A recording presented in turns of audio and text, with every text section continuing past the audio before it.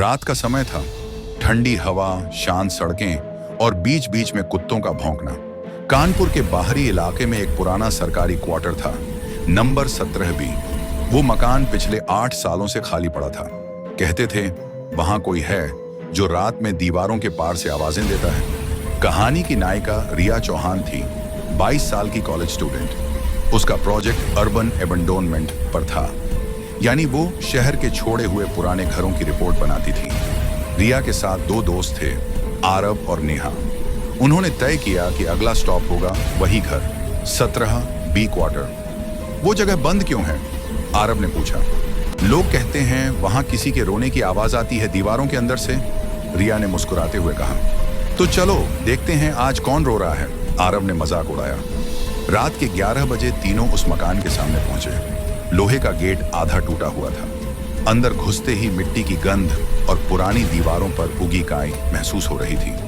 हवा ठंडी थी, लेकिन मकान के अंदर जाते ही सांसें भारी लगने लगी। रिया ने कैमरा ऑन किया और वीडियो रिकॉर्डिंग शुरू की। ये देखो, नेहा ने टॉर्च दीवार पर डाली। दीवार पर पुराना खून जैसा कुछ जमा था, सूखा हुआ, पर निशान साफ थे। वो जैसे किसी ने उंगलियों से खरोंच कर लिखा हो, मुझे बाहर निकालो। रिया ने टॉर्च दीवार पर फेंकी और कहा, कोई मजाक कर गया होगा। तभी छत से हल्की थपथप की आवाज आई। ऊपर कोई है? आरव ने धीमे से कहा। तीनों ने ऊपर जाने का फैसला किया। सीढ़ियां पुरानी थीं, हर कदम पर चरमराहट होती थी। जैसे ही ऊपर पहुंचे, हवा में ठंडक बढ़ गई। कमरे के दरवाजे पर ताला था, लेकिन वो अपने आप खुल गया। चक! अंदर एक पुराना झूला पड़ा था, जो हल्के हल्के हिल रहा था, जबकि हवा बिल्कुल नहीं थी। और दीवार पर लिखा था, अगर सुना तो मत बोलना, नेहा ने कहा। रिया, मुझे अच्छा नहीं लग रहा, चलो यहां से चलते हैं, रिया बोली।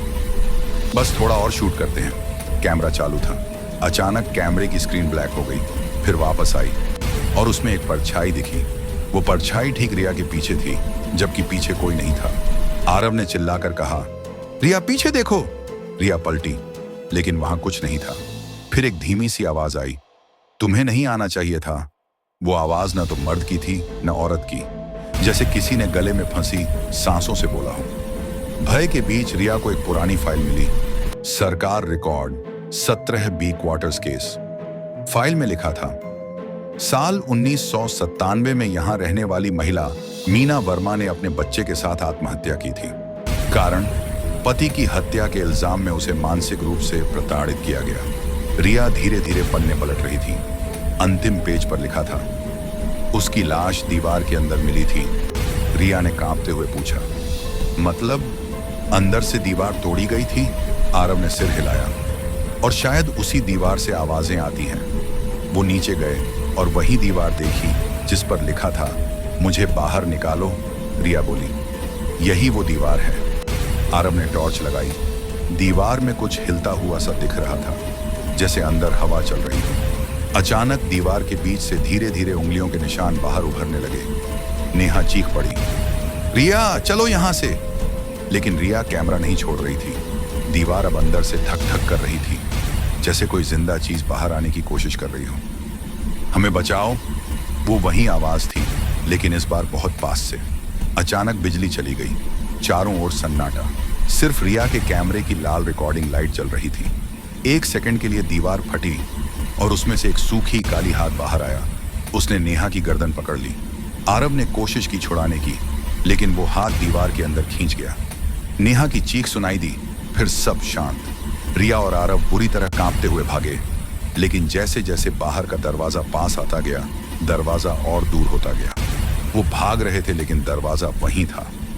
समय जैसे रुक गया था। रिया की सांसें तेज हो गईं। फिर अचानक एक ठंडी आवाज पीछे से आई, कहाँ था? अगर सुना तो मत बोलना।